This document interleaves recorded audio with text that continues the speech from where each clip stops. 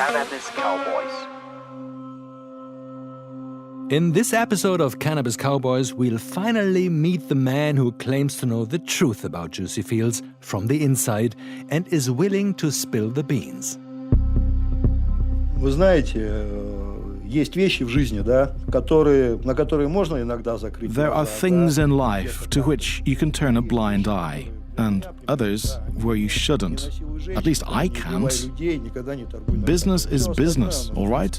But murder, that's not okay. Экономика – это экономика, а вот убийство – это уже, как говорится, это уже не очень хорошо. We traveled many roads to get to this meeting. We're over a year into our investigation into Juicy Fields.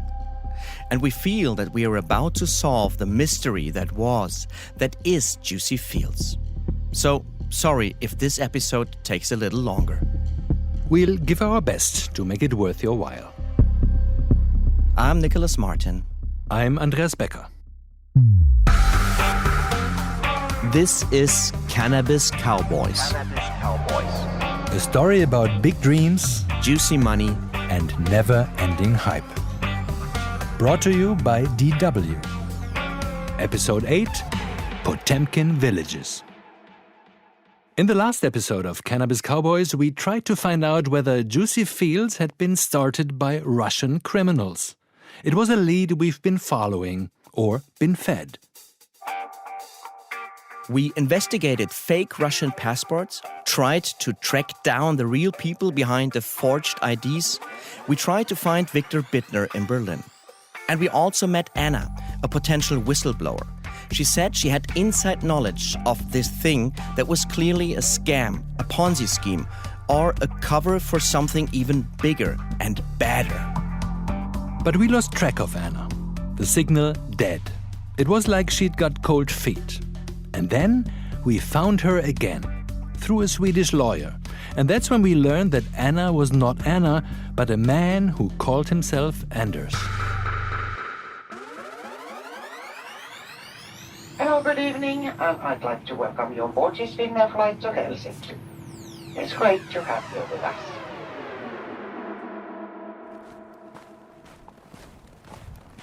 Anders wanted to meet in Helsinki.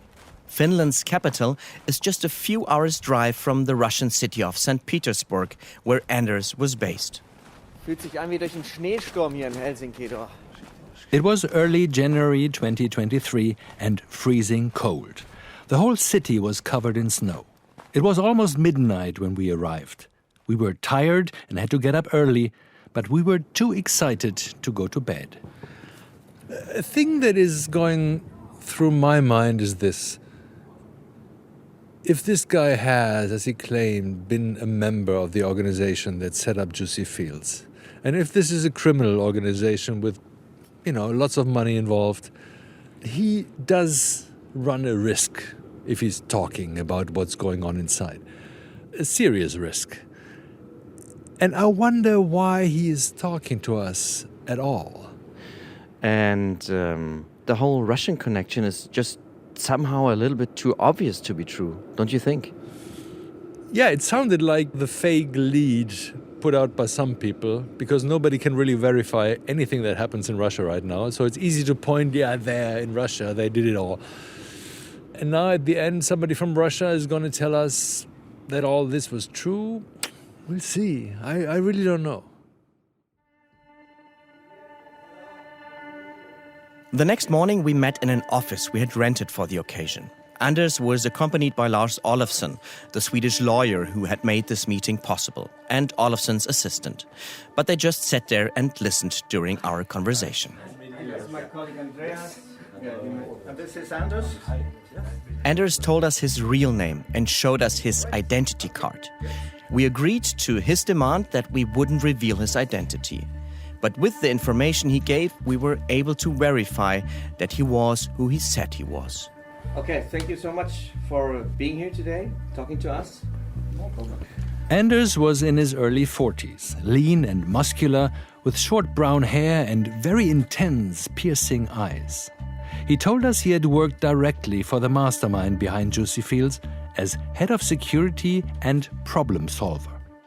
Я был руководителем службы безопасности. Конкретно в JuicyFields моя задача... I was the leader of his security team. With regard to JuicyFields, my job was to make sure that people like Viktor Bitner and others did what they were paid to do. Anders' job involved prolonged stays in Berlin.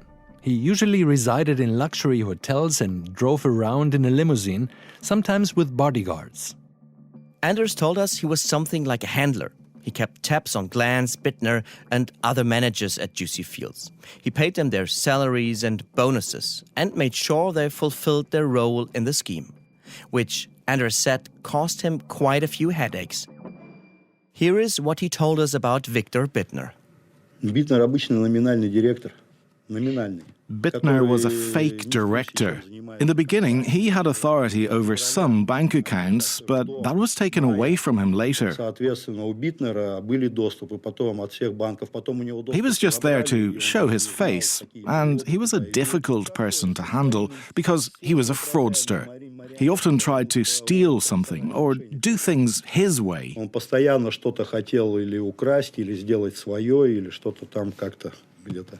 Anders said that if anybody screwed up, stepped over a line or disrespected the boss in St. Petersburg, it was his job to rein them in again and, if necessary, discipline them, with a good talking to, or with violence. But more on that later. Besides ensuring that the Berlin team towed the line, Anders had another job at JuicyFields, a job that involved a lot of traveling. He told us he visited cannabis plantations in Colombia and other countries in Latin America and Africa. Anders worked closely with local JuicyFields staff. In Latin America alone, he told us around 20 people worked for the company. Worldwide, he guessed, it may have been around 100. Anders showed us photos of his meetings with various JuicyFields staff, people we could identify. And while some of them might have thought that Anders was among JuicyFields' top brass, Anders told us he was under no illusion about his own place in the hierarchy. He was the hatchet man, the fixer, the guy who cracked the whip. I was doing the dirty jobs on the ground. The long and short of it is that Anders was in a good position to confirm the suspicions that grew through our investigations for this series. That JuicyFields was, from the very beginning, a scam. And a very successful scam, too. But even the people at the heart of JuicyFields, those who set it all up, couldn't believe how successful the scam got. The original forecast was to make 20 million to 30 million euros with this project, but nobody expected that so many people would want to join and invest. Those 2 years just flew by.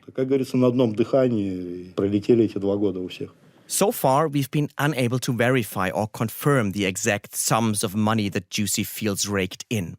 But it's safe to say that the project was at least 10 times, maybe even 100 times more successful than they had expected. Anders also confirmed what we revealed in episode 4 of Cannabis Cowboys, that despite its claim of starting a crowd-growing revolution, JuicyFields never had a product. There was no weed to sell. They only made it look as though there were real plans. Anders knew this from his own experience. It was part of my job to go to Mexico, Colombia, and other places and get farmers to plant 1,000 or so cannabis plants on camera. And we made sure the JuicyFields banners were in the picture too. We were only interested in that, and we didn't care at all about the plants. And the farmers got some money.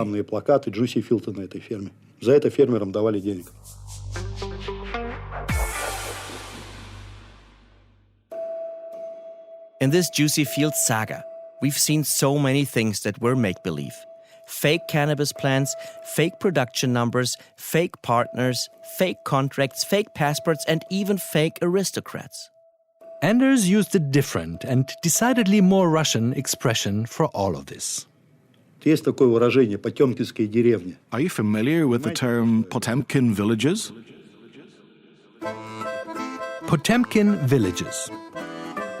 The term goes back almost 250 years. In 1787, Catherine the Great, the Empress of Russia, embarked on a long journey to inspect the Crimea, an area Russia had recently taken in a war. The governor in the area was a man named Grigory Potemkin. Potemkin was a nobleman and a military leader. He was also Catherine the Great's lover. Potemkin wanted to impress the Empress when she toured Crimea. He wanted to make it look like he was in charge of a prosperous and pretty place when, in reality, Crimea was poor and run down. Potemkin resorted to trickery. He created villages full of fake houses with fake facades. So when Catherine the Great drove by in a royal coach, she would believe things were better than they really were. Historians are still debating how deep Potemkin's trickery ran. But whatever the historical facts, the name stuck. And 250 years later, the expression Potemkin Villages is still used to describe any attempt at making people believe in something fake. Anders told us Potemkin Villages was the perfect description for Juicy Fields. Мои задачи входило That was my job, to construct Potemkin villages in Mexico, Costa Rica, Colombia, and Africa, and to make sure the directors of these Potemkin villages towed the line. и, соответственно, курировать всех этих директоров. Now, when we look back, we recognize these Potemkin villages everywhere. From the cannabis plantations to that castle in Switzerland. From fake directors like Viktor Bitner to polished CVs, as in Alan Glanse's case. In his official biography, the Juicy Fields CEO Alan Glanse had boasted of a career on Wall Street and a stint at a multinational pharmaceutical company in the US before joining Juicy Fields. In videos and public appearances, Glanse wore what looked like high-end watches. Remember those music videos? Hello, ladies and gentlemen. Welcome aboard to the Juicy Air. Now compare that to how Anders described Glanse. Вообще Алана Гланса зовут Анатолий, русское имя у него. His real name is Anatoly, not Alan. He's from St. Petersburg, where he worked in the taxi industry. He was a bankrupt loser. He lived in a rented apartment in St. Petersburg and didn't even have a car. Everything he has now is due to Juicy Fields. They even bought him a Rolex because he just didn't look very presentable. Ему часы Rolex-то купили, потому что он выглядел представительно немножко. But Juicy Fields wouldn't have been Juicy Fields if it hadn't taken the idea of Potemkin villages to a whole new level. The villages they constructed were much bigger than we thought. So big, in fact, it blew our minds. Remember the war between the two tribes within Juicy Fields? The fake aristocrats, the Counts of Luxembourg and their LC holding company, claimed they were tricked by Russian criminals. Then the operators of the JuicyFields.io website shot back and attacked the Luxembourg Counts, and everything spiraled out of control. It is correct. The representatives of the internet platform JuicyFields.io acquired shares in the Switzerland-based LC Holding AG in October 2021. File criminal charges against the owners and operators of the platform JuicyFields.io. If Count Friedrich was 100% in control. This is not a prank or a joke.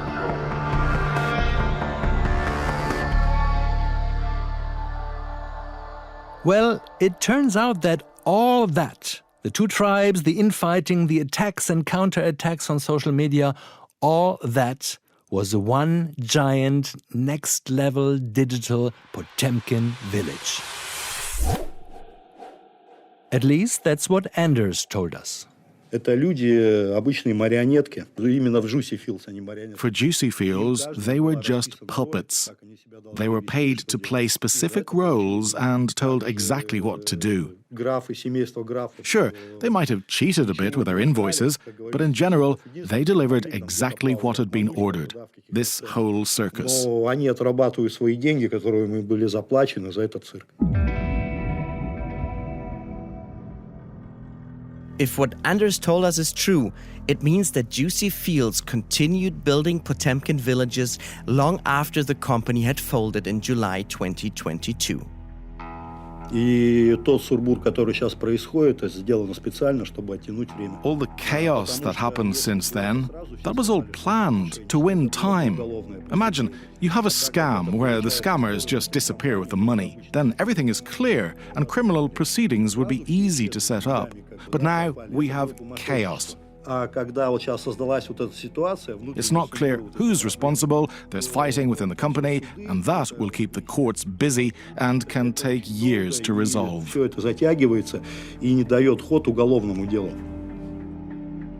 We have no way to prove whether Anders told us the truth.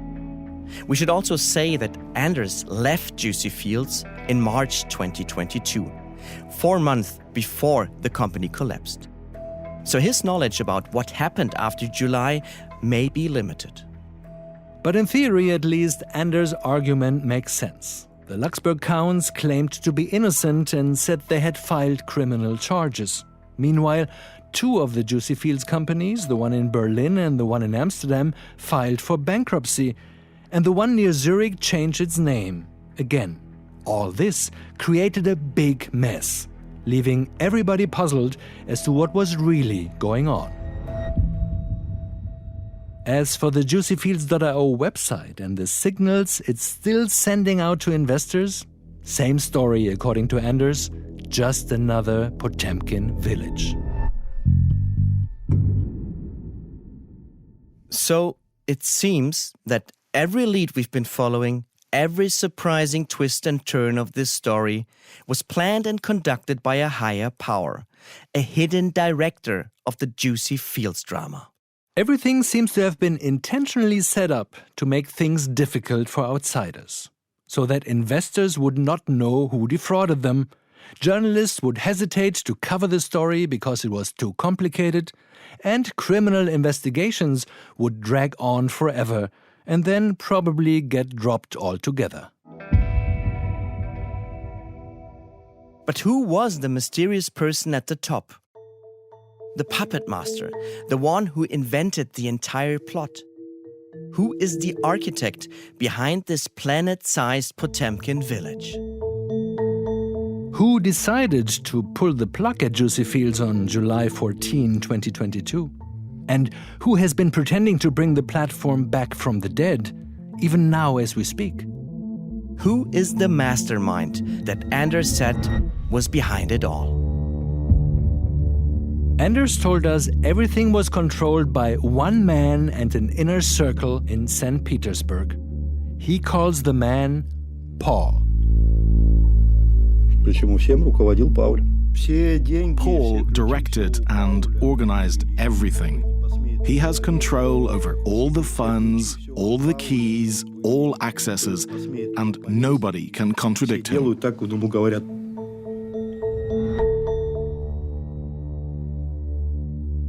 But here comes the frustrating detail. Anders refused to reveal Paul's real name or those of the people in Paul's inner circle. Instead, he stuck to the same fake names that have been circulating on social media since JuicyFields folded in July 2022. Paul Bergholz, Alex Weimer, Vasily Kandinsky, Robert Leibach, Erika Misella. All Anders would confirm was that it was this small group, plus maybe a handful of others, that had known what JuicyFields was really about from the beginning. Anders declined to give us the full names, mainly for reasons of his own personal safety. When we met in January 2023, he told us he was still living in St. Petersburg with his family. Anders showed us documents to support his story about Paul. Some of them were in Russian. We had no way to check them on the spot. So we asked Anders if he had any more proof, something more solid. Here is what he said. О том, что Поль Бергольц был главный, это смогут сказать только я, Василий, Ваймер. Only very few people can confirm that Paul Bergholz is behind all this. Only me, Vasily, and Weimer. Even Alan Glanse never saw him. Paul never showed himself in public and never left any traces.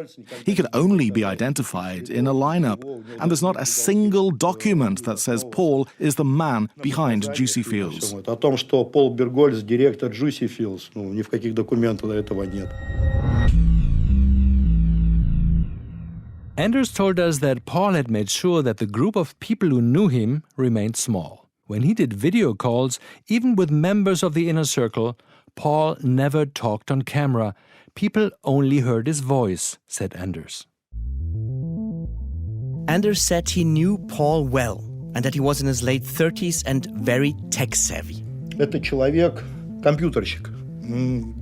He's an IT guy, a computer nerd. He's a thinker and a visionary. And he likes to use the dark net to create problems for people. Создавать людям проблемы через Darknet. According to Anders, Juicy Fields was not the first criminal project for Paul. But building up this cannabis Ponzi was something he enjoyed immensely, because Paul himself has a taste for weed. Ну, вы знаете, примерно Пауль, да. He doesn't take drugs, he doesn't drink alcohol, but he does love to smoke cannabis. Наркотиков, он только курит каннабис.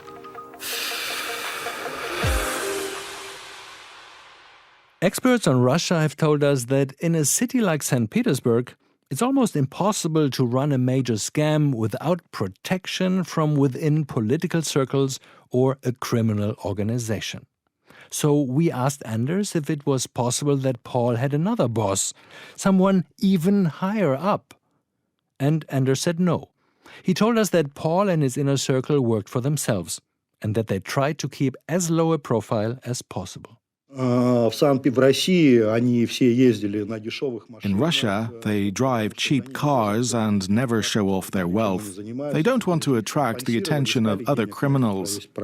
Paul никогда не летал бизнес-классом. Paul never flies business class, just economy. He wears an old hoodie and sneakers. He dresses like a teenager. Человек, который в старых обычный тинейджер. Assuming Anders told us the truth, Juicy Fields was not run by a big mafia organization, but by a very small group of people. They hired staff and help in various countries, depending on their needs, and only told them what was absolutely necessary to get the work done. We heard earlier that Paul and his inner circle expected to earn 20 to 30 million euros with Juicy Fields. But our research suggests that the scam may have brought in hundreds of millions, maybe even billions. We asked Anders how much he thought it was. Anders told us he never had any deep knowledge of the financial details, so he couldn't name any exact numbers. But he said he was sure that Paul and his associates have become more than just rich. Where is the money? Where is the money? Where's the money? Good question. Well, at the end of last year, as far as I know, they were traveling in the Caribbean. They bought houses and land there and invested in businesses. All the money is divided between the inner circle. Now they're all out on the ocean in their yachts. Сейчас они все на яхте катаются посреди океана. The story goes that when he was in Russia, Paul was discreet. He didn't want to make other criminals jealous. But Paul seemed to be well connected to criminals elsewhere in the world. Anders said Paul kept contacts with drug cartels in Mexico and Colombia, for example. Was Juicy Fields a tool to launder money? Ну и в том числе, да. Это уже, как говорится... Well, among other things, that was the case. But that was Paul's job. He did that. He had his personal contacts for whom he laundered the money. But there was also a lot of real money coming in from users. Там был приемник, тоже туда приходили деньги, там один из счетов был от юзеров. So it looks like we were right. Juicy Fields was not only a Ponzi to scam investors, but also, at least to some extent, a tool for money laundering. But one thing still puzzled us. If Paul was as brilliant and intelligent as Anders said he was, why do all those leads point directly at him in Russia? Remember how it was. Soon after Juicy Fields folded, someone leaked PDFs with names, photos, and what appeared to be scans of Russian passports, apparently belonging to Paul and his associates. And all that circulated publicly on social media. While the names and photos seemed to be fake, the general picture seemed to fit with what Anders, our whistleblower, told us. But why would Paul let that happen if he was the clever mastermind? They could have fed us a different story, one that put more distance between them and the real thing. Something like Juicy Fields was a scam run by a Colombian drug cartel, for example. Why didn't Paul prevent the PDFs from circulating with their names and the passports? It turns out the answer was quite simple, according to Anders.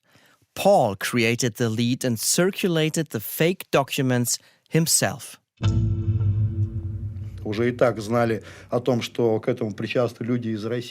was already known that the tracks led to Russia. I myself had flown everywhere with my Russian passport, and many others as well. And it fit well with the image of a Russian mafia. I mean, who would come to Russia and get us out of there? Russia does not extradite its criminals.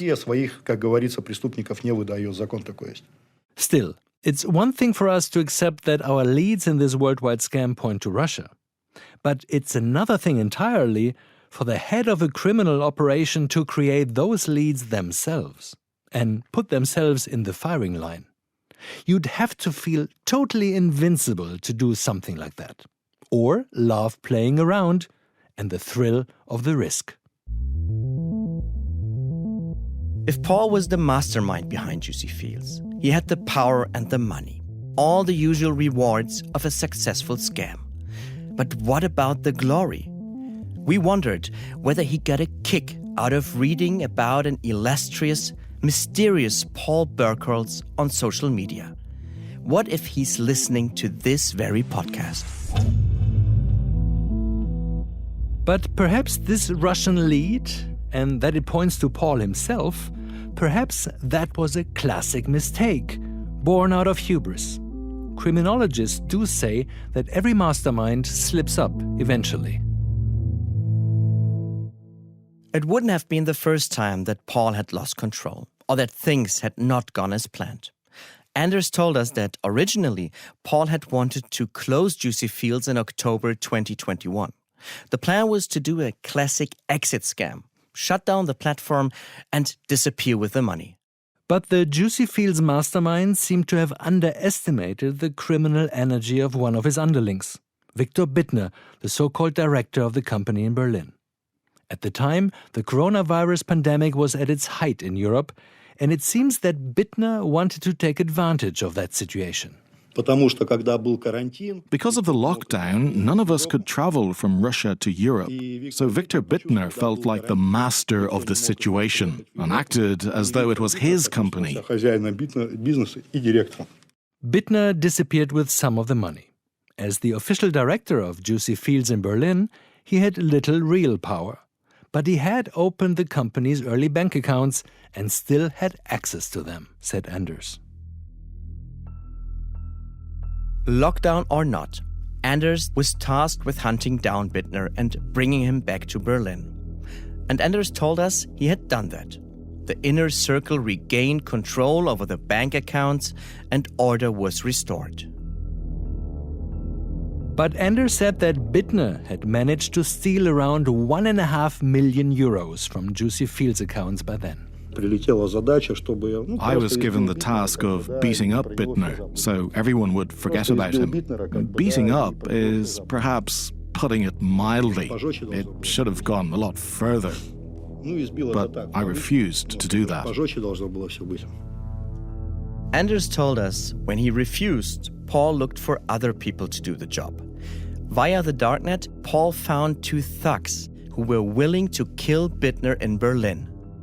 Anders said he had been able to stop that plan at the last minute.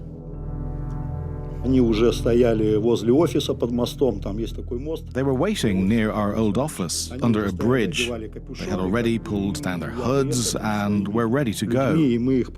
But then I stepped in with my men, and I told them not to do that. After that, I often argued with Paul, but I made sure that Bitner stayed among the living. And I said to Bitner, someday you'll realize what could have happened to you. I paid for that with my job and my financial security. Финансового благополучия, я пошел на это.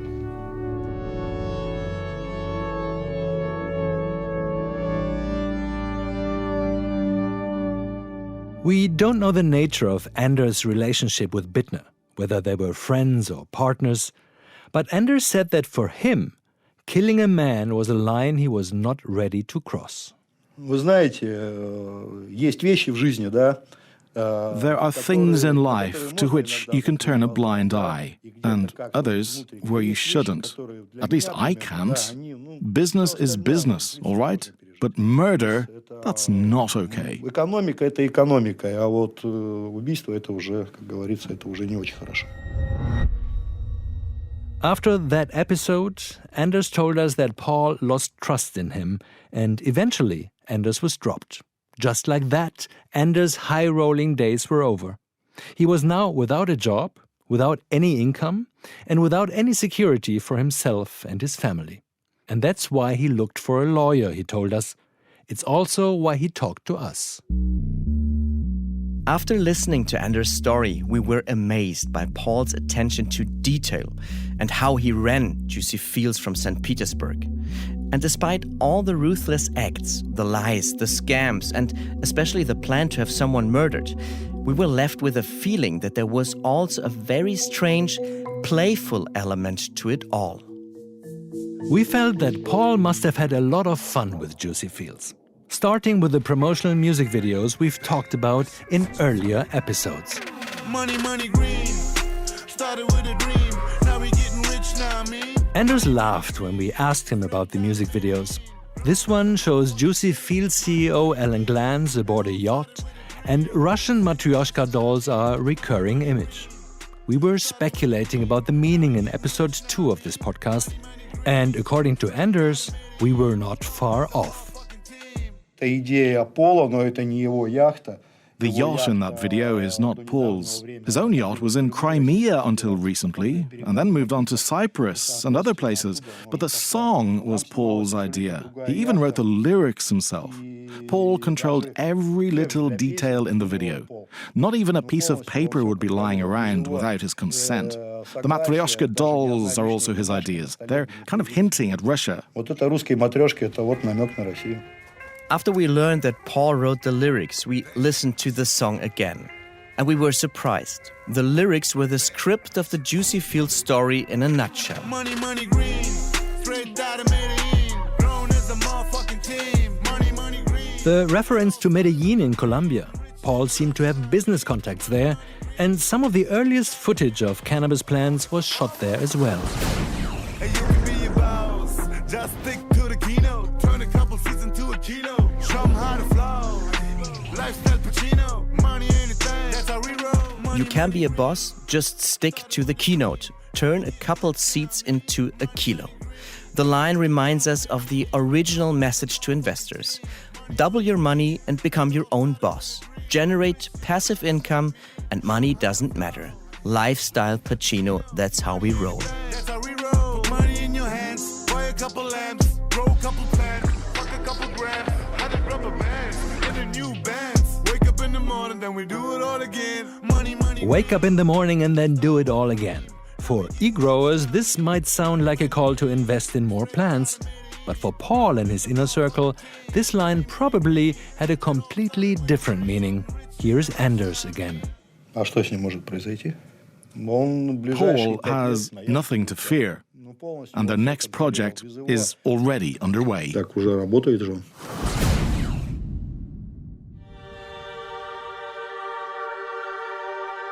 When we began our research into Juicy Fields, we started with a simple premise that their claim to double your money was just too good to be true.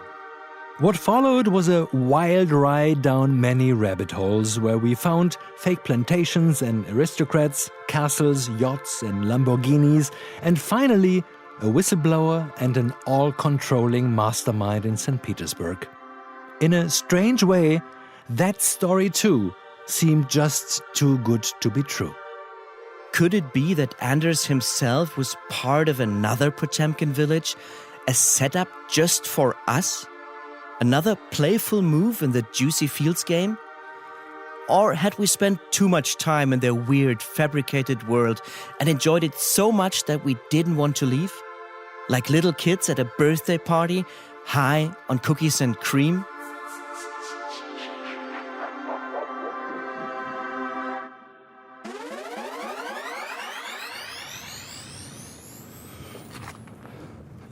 Yeah, we're back on the street now. It's still cold, but we just had the talk with our whistleblower. Yeah, he was there. Yeah, and there was all the elements of a Netflix thriller was in there. Yeah. And this guy looked like, he had a pretty intense eyes, I have to say that. Did you look into his eyes? Yeah, me too. I saw his eyes and it was like, okay, something between I'm building up trust and I'm getting scared, no? What did you think? Yeah, I mean, I could imagine if this guy shows up and says he has to deal with you because, Paul is not happy. I mean, everything he said seemed very plausible, but there are no documents that really prove who's behind it all. It seems like this is not the end of the story. That's how we felt right after meeting Anders, that this had to go on somehow. But in a way, it is the end, at least for now.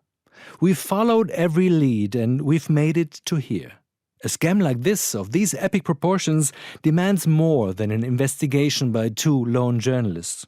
It'll take an international network of organized crime experts and lawyers and a will to see it through. We know that in several European countries, police are working on the Juicy Fields case. Homes and offices have been raided, accounts have been frozen, and police are cooperating across borders. But so far, no official findings have been published. No people have been arrested, charged, or sentenced. The wheels of justice move slowly, that's nothing new. And the fact that the key suspects are Russian complicates things more. Even our investigation took us more than a year, but it's better to be accurate than first out the gate. At the time we recorded this episode of Cannabis Cowboys, it was still unclear when or whether anyone involved with Juicy Fields would ever stand trial. That's why Lars Olofsson, the Swedish lawyer, is trying a different approach. For him, Anders is an important witness. Olofsson intends to sue institutions that, in his words, facilitated the Juicy Fields scam and made it possible. Olofsson is, for example, going after Facebook and Instagram because they let Juicy Fields publish their content. He's going after Google because they allowed Juicy Fields to publish their app on the Play Store. The app is still there, by the way. And he's going after banks that transferred millions for Juicy Fields. You cannot do more than 6 million transactions from investors all over the world into one bank account in Cyprus. The banking system should have ended this within a month, and it was going on for more than 2 years. We don't know whether Olofsson's approach will be successful in a Swedish court of law. We also don't know whether the case will move elsewhere. For now, it's all up to the lawyers, police investigators, and prosecutors to do their jobs. But we will say this. If there are any major developments in the Juicy Fields case, we will update this series and produce new episodes of Cannabis Cowboys. The same holds true if we receive promising new leads and inside information. You can always reach us at cannabiscowboys@dw.com. Thanks to all of you who have taken the time to write to us. So, that's us for now. We're out of here. But you know how it is with Juicy Fields. Things are never what they seem. And you can never be sure what Cannabis Cowboys might come up with next. Cannabis Cowboys is a DW production, researched, written and presented by us, Andreas Becker and Nicolas Martin. Our editor was Zulfikar Abani. Audio editing and mixing by Simon Berghahn. Sound design, Warner Poland. The executive producer was Judith Hartl. Special thanks to Olja Kapustina, Keith Walker and Eugen Theiser. Additional thanks to Henrik Böhme, Thomas Neufeld and the whole DW business team. The cover was designed by Ilona Wendt and Nora Charlotte Tom. If you read about Cannabis Cowboys in a podcast newsletter, that's thanks to Sam Baker. Boran Oeser took care of our promotion on social media and Christian Kühne of our distribution. Legal advice, Tobias Würkert and Thomas Gagemann. If you'd like to send us comments and feedback, send us an email to cannabiscowboys@dw.com. And we are constantly looking for new leads in this story, so if you have any information regarding Juicy Fields, we would be grateful for your help. Get in touch and send us an email to cannabiscowboys@dw.com. If you like this podcast, hit subscribe, tell your friends, and leave us a comment on your favorite podcast platform. Thanks for listening.